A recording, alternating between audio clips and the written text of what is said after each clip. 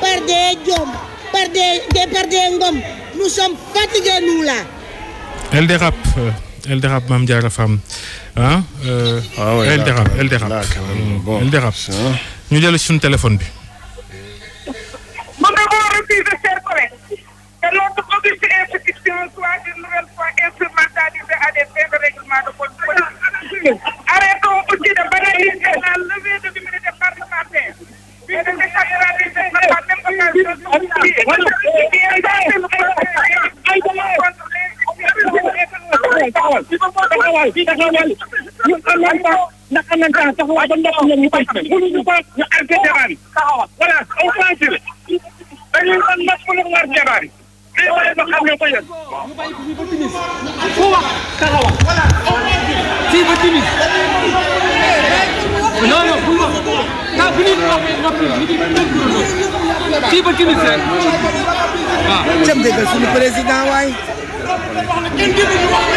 beneen dolli bi mooy wax noonu moom président député PDS yi nee na bu fekkente ni député majorité bi di waa benn bokk yaakaar ñi ngi wéy di dagg Aïda Mbodj na Aïda Mbodj taxaw fa mu taxaw àpp nañ ko ba timis bu sottiwul rek ñu xaar loolooy débat bi fi ñu toll nii. il faut s'attendre à ces scénarios là. ñaari orateur rek a war a wax de warul gudd wax dëgg fa yàlla. ñaar yi des. warul gudd. mënoon nañ koo may rek mu wax daaneel keneen wax jeexal keneen ki wax moom tamit mu jeex. jàll ci leneen waaye nag def naa Moustapha Niasse nangul na ko lii ñu bañ koo décompté ci temps parce que gars yee ko dagg. moo tax sax yenn saa yi mooy naan bloqué leen chrono bi. jàmmi ñëpp daal mooy ñu dégloonte gis nga ko ci commentaire yi ci voilà borom live yi. ñu déglu Moustapha Niasse nee na calmez-vous. maa leen ko ñaan Aji Bergane jógal nga calmé leen. Aji Bergane jëlee micro bi jëlee micro bi. Aji Bergane jëlee micro bi.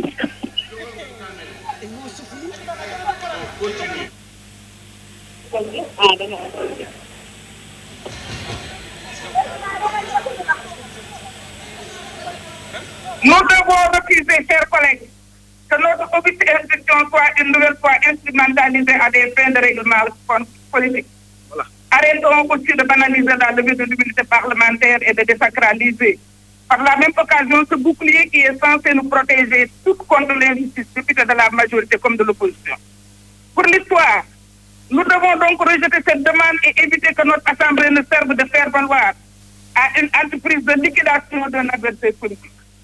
Monsieur le Président, je ne peux m'empêcher de vous interpeller directement et personnellement, car je constate pour le déplorer que votre parcours d'homme d'État, votre longue expérience et votre sagesse ne vous est pas amené à exiger que la saisine de notre institution se fasse dans le respect de toutes les dispositions prévues en matière de levée d'immunité parlementaire.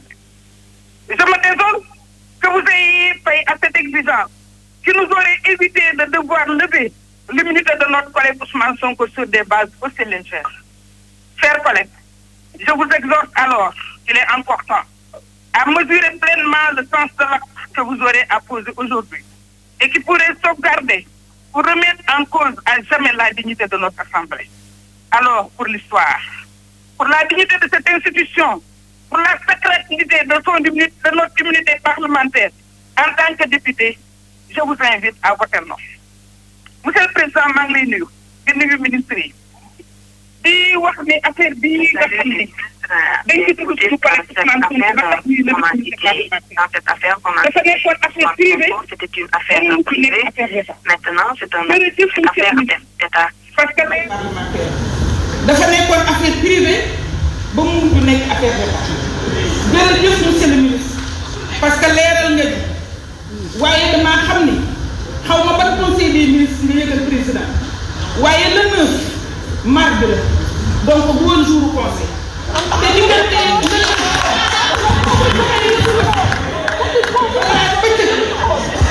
juge d'instruction bi gannaaw bi mu jotee bi nga xam ne extrait la ko daal transmettre nañu procureur général mu transmettre la ko nga transmettre ko président bon nag loolu man gis naa ne sax monsieur le ministre ñun dañ taxaw fii gërëm la ci loi boo xam ni non seulement dañ ko soxla woon waaye dafa jóge woon bitim réew convention internationale muy protocole yi nga xam ne moom lañ defoon te gouvernement bu nekk liggéey ci 98 pour toute élimination pour toute élimination des discriminations des femmes ci lañ ko voté Abdoulaye Wade ñëw en 2000 voté protocole optionnel bi nga xam ne jigéen ñi ñu leen nekk sudul noonu mën nga dem directement na suuf ñu ratifié fii à l'Assemblée fii la toog la sa collègue Cheikh Tidiane Gadio ko ñu ratifié le protocole de Maputo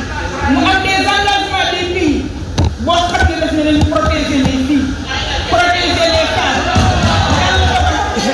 ñu ñëw ci loi may intervenir loolu laa dama la gërëm ba pare ne la loi bi dañ ko soxla woon soxla bi ñu ko soxla li moo taxoon voté wu ma ko seen loi viol bi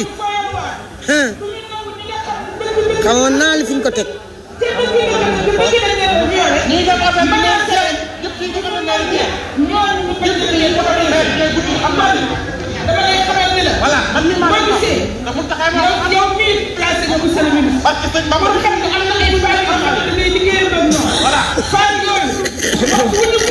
Bon, on a compris l'essentiel.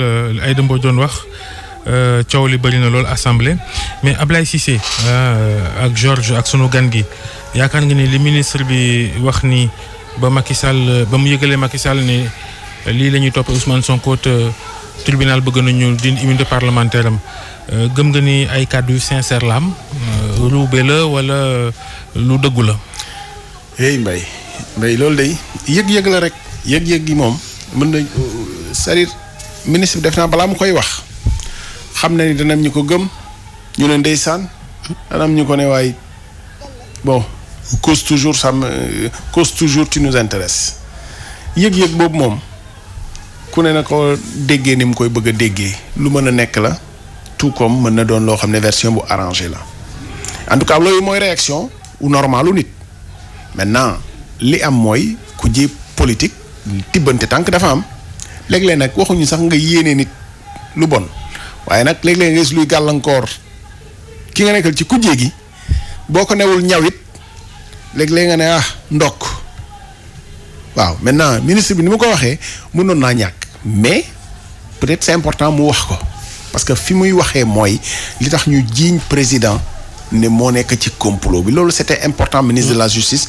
jéem a def historique ci nu ko président de la république yëgee maintenant le ministre le garde des Sceaux maître Malick Sall ne se fait pas d'illusion que ni am na ñu ko gëmul dina am aussi ñu ko gëm loolu moom mooy li fi nekk. wax na ko sax d'ailleurs. voilà mooy li fi nekk maintenant réaction wu nit la normal ñu jiiñ nit lu rëy lu toll nii nga xalaatal ko njombe li mu nar doon li mu naroo tegu ci kawam loolu lu fi nekk la Alaaji Lamine Niang ñoo ko déggandoo defe naa Malick Sall restitué na historique bi ci ni mu dalee ci président de la république ban yëg-yëg ak ban dégg-dégg nga ci am yow. waaw mais xam nga nit moom boo waxee mënoo ko def lu gëm ko ci lu mu wax. mën nga ko bañ a gëmit di. waaw boo ko gëmul sax nangul ko ne moo ko wax. waaw loolu féete na boor. waaw nangul ko ne moom loolu la wax. mais daanaka ku nekk sa xel yaa koy jàmbate ni nga ko jàmbee ni nga yaakaar ne foofu la mën a féete. ñu ko jàpp ne ñii dañuy protéger borom réew mi ñu leen jàpp li ñu wax dëgg la tamit. loolu nag mën na ci nekk mais li am l'essentiel mooy wax na rek nii leeral nii comme moo informé njiitu réew mi. ça veut dire que kon moom yëgu ci woon dara. te noo ko lekk na loo xam ne man personnellement waxuma sax gëm naa waxam mais xam naa ni bokk naa ci ñi gëm na njiitu réew mi bokkul ci genre wax yu ñàkk fay. te procédure normale bi muy wax ni procureur bi mu ko jotee devoir informer garde des Sceaux bi loolu lu fi nekk la yoon la noonu lay doxee. Moustapha Niasse nee na mi ngi jox député bu contre yi fii selon la procédure. mooy deuxième député bi waroon a wax. groupe parlementaire Liberté et démocratie. c'est Ahmadou bi nga xam ne dëgg la demee nekk. xaw ma ñaata suñ tubaab bi. voilà. bu leen ko yokkee nag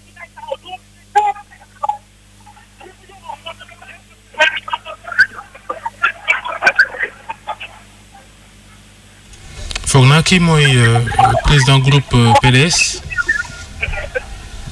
mu jël kaddu gi.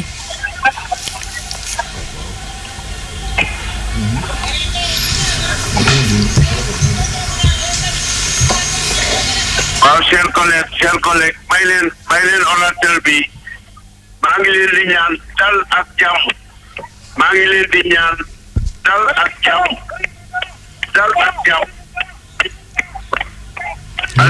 Les députés Benno Bokk Yaakaar sont très agités en tey.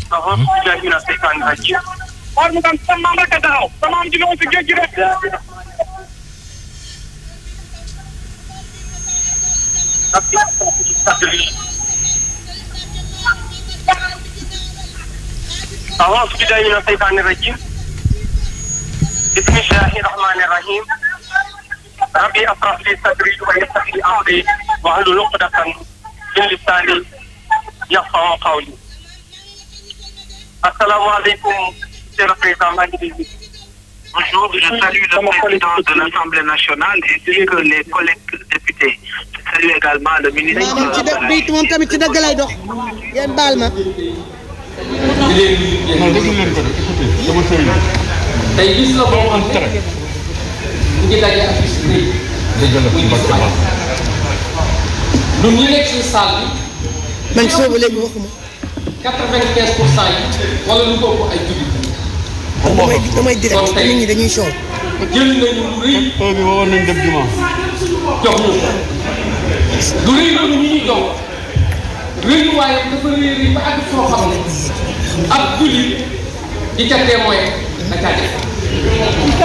ndax suñu borom dafa wax ne wala si na yar mu ci tóoratuloo dafa wax ne wala si na yar mu na mu sonal wala mu jox ñu tuddee di ànd wax ci soxna yàlla na ko wala tax mais micro yi lu tax foorul fee. ma jàpp ne yéen tey de yéen a laaj ngeen war a dogal li ngeen di dogal suñu borom am lu mu ci wax ndax nit suñu ko jiiñee njaalo muy viol dafa wax ne ñeenti nit yoo xam ne kenn ku ci nekk day nekk ab jullit bu wér nekk góor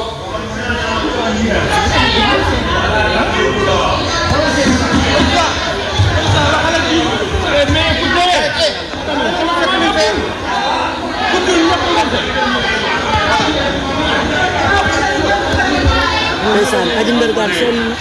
waaw ma ne séance bi li tax mu jeex soreetul bàyyi leen ko mu wax li muy wax ndax képp ku nekk homme politique wala femme politique war nga nangu déglu lu la naqadi ak lu la neex àndul nga déglu ko ba mu jeex. wax dëgg yàlla. kenn du lu tere loolu. déglu wante lañ maa leen ñaan yéen a ngi yàq liggéey bi s'il vous plaît bàyyi leen ko mu wax. bilaay Niass Koumba Abdallah. sa njaboot rek. sa njaboot a de Niass Koumba Abdallah. ndax mu mën a nangu ne yow am na njaalo ñeenti nit lay ñoo koy teewoo ñeenti nit yoo xam ne góor lañu doon jullit doon góor waaye doon dox doon nit ku maam koo xam nit dañuy xam ak maam bu boobaa bi yow ba dana mën a nekk lu wér cay day des day amay saaf ndax saaf yi dañu wax ne su ñëwee foofa ñoom dañoo war a ñëw tiim mbir ma gis te bu ñu ko tiimee yow rek ci tiim leen ñoom ñaar waaye dañu ko war a gis mu mel ni comme ni tus ngel di duggee ci li nga xamante ne moom la ñuy dugal tus ngel loolu la suñu borom wax. boo ëppoon yéen alxuraan la donc tey fii ba nga dëggal loo xamante ne diggante yéen nga am fii rek ba nga jàngale loo xam ne ëllëg ngeen jàppale seen borom dana leen ko laaj. dinaa la xam ne tuuma juree yi nga xam ne ay nit dañ ko jël indil leen ko yéen yéen ko di cee atteewu muy jàllale yow man fi am suñu borom dana leen ko laaj ndax suñu borom nee na yeta nodd na suñu borom nee na juróom-ñaar yi nga xam ne seedewuñ fi dara loo seede ngay laaj ñu seedewuñ dara dañuy bàyyi justice ci liggéeyam da ngay en direct damaa bëgg dugg dégg li muy wax defuñu ko seedewuñu kuy rey nit ku rey nit waaye juróom-ñaareel mooy nit ki duur nit jaamu te yéen lii su ngeen ko voté mooy wane ne jiñ ngeen ko su ngeen ko mais Ablaye il faut vraiment avoir un peu honte de notre Assemblée nationale parce que vraiment mënuñu sax def débat xam nañu assemblée bërëbu xëccoo la ak werante waaye bu àndee tuuti silvestre ak tey dina baax lool vraiment lii moom métti naa dégg métti naa gis. un peu day xaw a gàtt sax mais li koy atténuer bon parlement yu bëri ci àddina bi pratiquement nii la c'est-à-dire mën nañ ci am kersa parce que suñu aspiration mooy ñu am débat boo xam ne nii bu démocratique la bu ànd ak waxante dégloonte lii amul fenn foo xam ne ci àdduna bi mën nañ koo rafetlu teesante wala bañ a dégloonte retul maintenant assemblée dañoo yaakaar ni ña fa nekk dañoo yaakaar ni lii bu amul rek du xorom mais lii du xorom du dignité te war nañoo am kersa sax ci ñoom ñi koy def war nañ ci am kersa mais c'est un jeu hein gis nga député bi commenté live am sax c'est-à-dire que elle se prend au jeu ci rapporté yenn yi ci yenn teesante yi loolu nag xawma ci ndono débat parlementaire la nu ñu ko hérité wala déet mais war na nekk gis nga différence bi rek mooy ci exemple yu bëri boo ko jëlee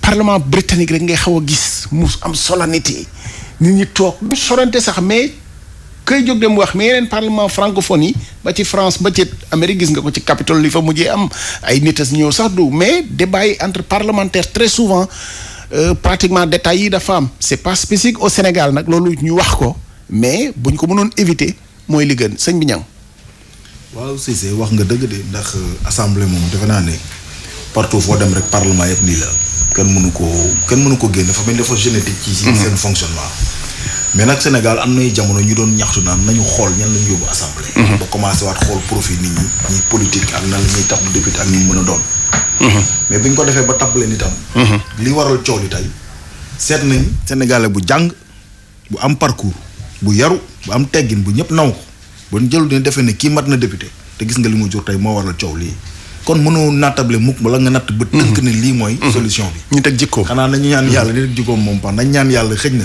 ñuy gën a am assemblée boo xam ne dañu gën a am ay ñu mature rek pas mature dans l'âge mais mature dans la solennité de l'assemblée bi ñu nekk pour xam ne askan bi lañ fa nekkal war nañ ko mën a toog di ñu servir ci lu ñu jariñ donc loolu mooy ci point boobu la ñu ci mën a wax mais nag débat yi nag moom contradiction la mais ci li ñu juñoon sànq te yeggalewuñ ko woon bu ñu amee temps laata débat bi reprendre ci lii ñu fi juñoon ci suba ci ne ci xelu nit ñi mbalaanu kiir laa yu député rek mooy protéger na ko ci lépp et Babacar Gueye ci suba wax na fi loo xam ne je pense que c'est important ci immunité bi bu fekkee ni affaire bi am na jeexi jax ci xelu nit ñi baax na ñu lijjantiwaat loi assemblée nationale bi kiir laay bi ñu xam ne kat vraiment ci sa liggéey loolu la ca fekk la waaye nag joteeg sa voisin sax bëgg a évoquer sama immunité loolu dana diis sax ci askan wi.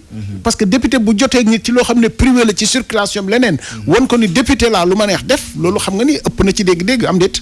vraiment non dafa nekk sax lu romb na ëpp parce que dafa niiroog sax lu jalgati yoon. tey jii boo xoolee conscient may nuyu Babacar Gueye moom rafetlu aussi ma xam bien que dégluwuma émission bi rëcc na ma mais dafa nekk loo xam ne tey ci li ñu gën a partage espace politique bi ci public bi mooy la révision de l'immunité parce que immunité bi mënul laa permettre ba lu la neex def boo taxawee daw sàngoo ko sama immunité alors nga fekk ay honnêtes citoyens yuy dox yoo xam ne yow bu ñu la mënee càmbar ba nu la jël te la teg foofu di la jël ay conditions yu ngëneel ci sa biir di loo ci mën a ne pour nga liggéeyal leen ci seen ay lempo lañ koy nagee def lu gën a ndaw loolu foofu yoon di leen fekk fu ñu fekk di leen jëli directement di leen teg di leen tàddeeloo ay journée et des journées bi ñuy dugal révision loi bi ne bu ñu la jàppee war nañ mën a autoriser leen nga toog ak sa avocat. defe naa ne révision yu mel noonu la ñu war a gën a boole yëpp tëxëñ ci nag affaire immunité bi ak yu demee noonu xoolaat maanaam caytuwaat mbiru yoon nu mu tëddee pour gën ko alléger mais aussi gën a mën a sécuriser citoyens yi gën a mën a rendre accessible koo xam ne tey poste kilifteef lañ la jox rek ba tax na nga nekk intouchable loolu yu mel noonu moo tax nit ki dootul gëm na yoon ñëpp la fi nekkal donc immunité boobu li ñëpp wax mooy dëgg foog ñu xoolaat ko encadrer ko ba fan la la couvrir mais toog d'abord boo génnoon tey immunité bi rek. bu ñu France moom dañuy bàyyi ba ñu ni poursuite war na ci mën a am ak yooyu ñu tàmbalee wax immunité c'est-à-dire que. enquête préliminaire war nañ ci mën a dindi immunité parlementaire. tout à fait. bien avant cela bu ñu ko encadré nag par une loi nga xam ne tey ji immunité dañ ne la sa immunité dans l'exercice des fonctions ci biir assemblée ci biir nangam mën nga ko mais boo ñëwee ba dem loo xam ne en dehors de surtout à certaines heures wala yenn moments yi loolu couvrir la je pense que fa defati loolu amatul procédure bi toutes ces lourdeurs procédurières là dinañ ko teggil te dina tax nit ki nekk citoyen lambda mais presque wu taxaw moo waral tey nit ki wéeru ci immunité am ne man bu ñu ko dindee sax dindiwuma ko. parce que sama bopp dañul loolu sañ-sañ bi ko mooy xam na ne immunité moo fa ne te immunité ba moom muru ko boppam ñeneen ñoo ko jox li ko jox moo ko def kon nga muri ko rek procédure yi la indi imaginel tey dëkk bi ni mu taxawee lenteur yi nga xam ne Sénégal fi ñu toll nii ak mbas mi ak ñu dëkk bi méttee économie bi di bëgg a ndërmeelu pratiquement dafa arrêté dëkk bi boo déggee tuuti ak ay yenn yoo xam ne le sentiment d'insécurité tax na kenn dem doo mën a dem doo dikk ba tax na bu ñu bëggee toog yenn assemblée bi déglu ci benn levée immunité parlementaire boo xam ne message rek doyoon na ci. ça devient autre chose. donc loolu ñu gën a mën a encadrer waat loi yi gën a mën a saytu ko pour dimbali citoyens yi gën a yombal yoon pour mu gën a gaaw parce que amatuñu jot bu ñuy toog di perdre pour ay benn immunité pour benn doomu aadama pour que yoon mën a def liggéeyam. man li ma ciy yokk rek tuuti la yaakaar naa koor bu nekk am na yenn yi nga xam ne boo demee ba ca yoon sax peut-être c'est à ton bénéfice. taskatu xibaar par exemple am na li ko yoon may. ci liggéeyam mais bu defee leneen lu dul loolu wala lu bokkul ak loolu yoon mu da koy daan. wax nañ fii ay jamono ay dépénalisation du délit de presse. mais loolu ci liggéeyam la.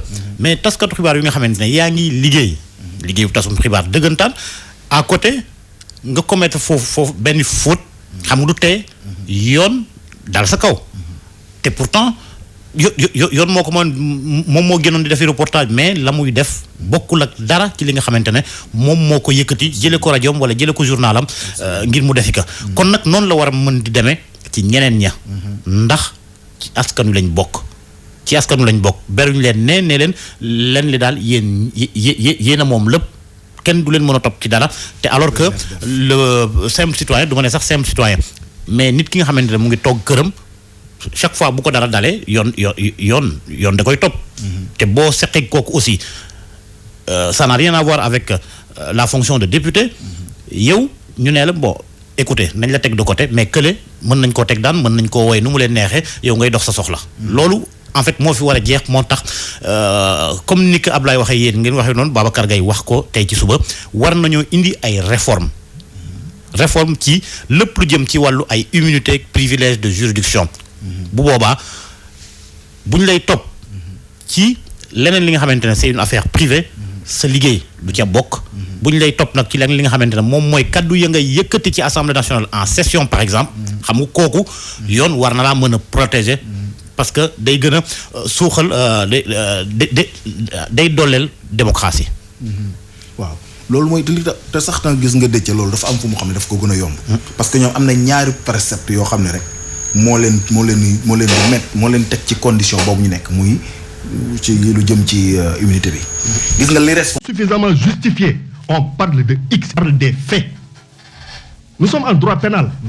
te xam nga mooy cette discipline obéit à un principe sacro-saint du contradictoire. ba jusqu'à présent je le dis et je le répète. Ousmane Sonko, on peut lui prêter la présomption de bonne foi, mais aussi on peut lui prêter la présomption d'innocence. Loolu yoon moo koy nagul maintenant. wax na ko léegi de Adji Sarr dañ ko tooñ entre guillemets nee na dañ ko tooñ. non c'est un justifiable. je n'ai jamais dit ça. Adji Sarr moo porté plainte. léegi man maa ko wax waaw léegi maa ko wax may ma ñëw. Adji Sarr c'est une citoyenne. moo porté plainte wax li ñu ko tooñee. c'est tout à fait normal. Elle est justifiable. Elle est justiciable. Comme Ousmane Sonko l'est. Donc affaire bi fi mu toll nii boo xoolee. ñoom ñoo leen accordé présomption d'innocence. exactement mais lii fi nekk nii amul benn dossier viol bu mos a amee nii ba Sénégal mi ngi wax affaire yi président sud-africain boobu noonu ñi nga xamante ne dañ ko accusé de viol. mais vous vous rappelez certainement de l'affaire Monica Lewinsky. Qu'est-ce qui a occasionné la création de la dame Monica Lewinsky? Mais c'est le journaliste Gary Webb de Merton News qui avait fait éclabousser le scandale du trafic de drogue des États-Unis au Nicaragua. loolu moo ko occasionné. xam nga ñun ñëpp dañuy politique.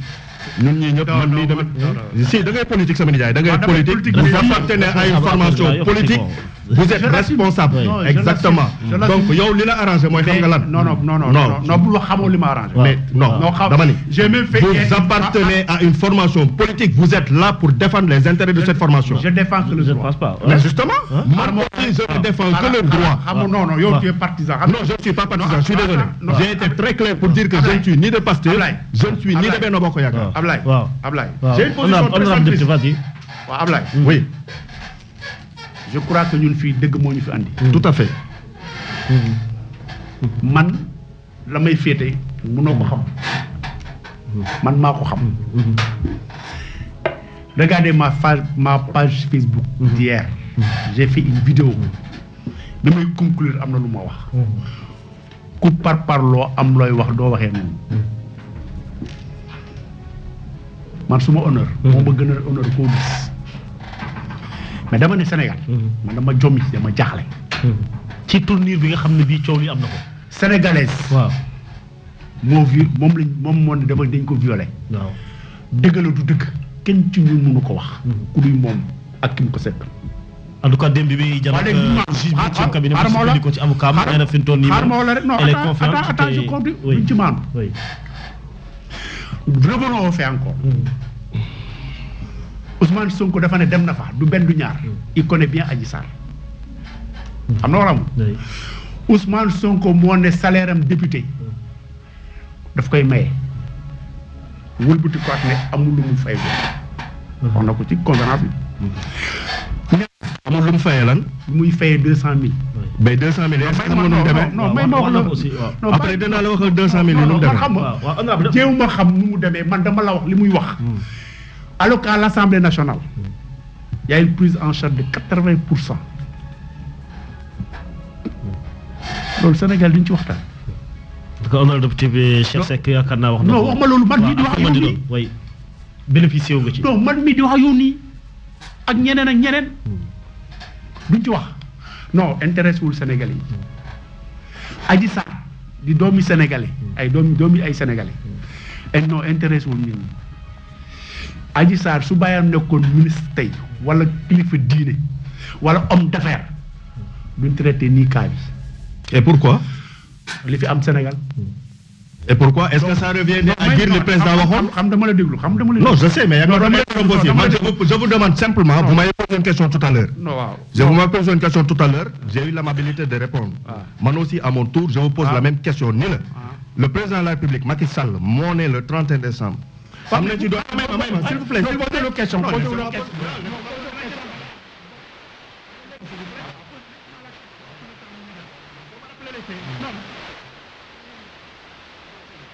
daf koy teg Sonko su fekkoon ne dañu ko ko procureur dëkk bi tax est-ce que kon su fekkente ne ci position bi ngay def may na ma ñëw yow yaa ne Adji Sarr mais boo ma déglu xamoo mais bu ki bëgg a dire que Adji Sarr bu doon doomu kilifa diine wala doomu keneen kon affaire bi traitement bi nii da ngay déglu ma xam fu ma jëm boo xam fu ma jëm doo xam loolu oui demal parce que bu boobaa il faut mettre en place un dispositif boo xam ne communication bi day tar comme ni bu mu ko tare. Il va prendre de grands avocats, il va mettre tout. On a un grand avocat, non? Oui. Communication. Bokkam dina demee neen xam ngeen wax li ma leen wax lan la. Nous sommes tous des Sénégalais. Mais yooyu amul. Et loolu maa ngi leen di xaar après les organisations des droits de l'homme. Les gens qui travaillent sur ces questions-là, pendant des années sur ces questions. C'est le silence de la diakhal yow. Non, c'est un autre débat. Après le débat, Ousmane Sonko se présente devant devant la presse. Il attaque nommément le président de la République. Sinon, il me compléter yam fa. Mais il attaque directement et nommément le président de la République. Dem defar na la même erreur. Outrage à un magistrat. Dem dans son discours. Sonko n'a pas de bon conseil. Sonko am day dem nii boppam offré ko jàpp mais revenons man à ce qui m'intéresse parce que man damay xool sama diggante ak sama borom bokk APR dossier bi ku ma ci mos a invité ñi may invité télé yëpp xam nañ ne man boo ma bëggoon wax loolu mu bëggul wax munoo ko wax. mais coow li ab amul xam nga lan la ñuy andi. problème bi dafa génne insuffisance classe politique bi génne insuffisance presse bi xool la dégradation des valeurs ni mu amee ci réew mi. Comment? Dans le très bien. Regarde le traitement que la presse a fait de ce dossier. Quelle presse? Quelle presse? Pour ne pas généraliser. Exactement. Quelle presse? Dafa am ñu ciblé ñoo xam ne correct dafa dal seen kaw. ñan la? xam nga ñi correct xam nga ñi correct am na benn télé bu ma seetaan keroog. xam nga correct dal ñooñu. ki ñu invité moo doon cité ay tur. ka doon animé débat bi ne ko arrête ña fa ñi ngay tudd seen tur newu fi. mooy Me El Hadji Diouf pour ñu leeral moom ak kii ak le gars de ko waxoon ne dafa représenté Pastef. ñoom ñaar ñu doon tudd ay nit. kon kooku télé émission boobu yow tu es journaliste émission boobu su nekkoon en différé la. du ñu attaqué kooku bu nekkee loolu la je dis que c'est un faux débat. loolu tax yéen souvent émission yu bëri ngeen koy def. en différé. pour yenn problème yi bañ a am. presse man dama jàpp ne ñun politiciens yi chaque jour dañ leen di embarqué ci ngeen fekk ñu ci tey seen warugar moo doon xam nga c'était quoi man xam nga gis-gis. ñu may la nga jàngal ñu tuuti xam nga gis-gis. waaw mooy salon boobu. ngeen ñëwoon ne salon boobu. ki ko moom mooy kat. am na droit pour def massage wi ou non. Ousmane Sonko ngeen dem thèse yi complot bi. vous faites vos investigations au niveau de parce que loolu yoon may na leen ko. waaw bu boobaa enquêteur yi fooy bay fooy non investigation yéen xam ngeen bu ngeen amee xam nga vous avez vu votre collègue Daouda Mine. bu doon def ay enquête bu doon def ay comment dirais-je ay chronique judiciaire. tu as vu comment il a traité le dossier. pourtant tuddul waxul sax li xew ci kii mais beaucoup il a fait une synthèse. loolu technique rédactionnelle. d'accord mais les faits là. ñun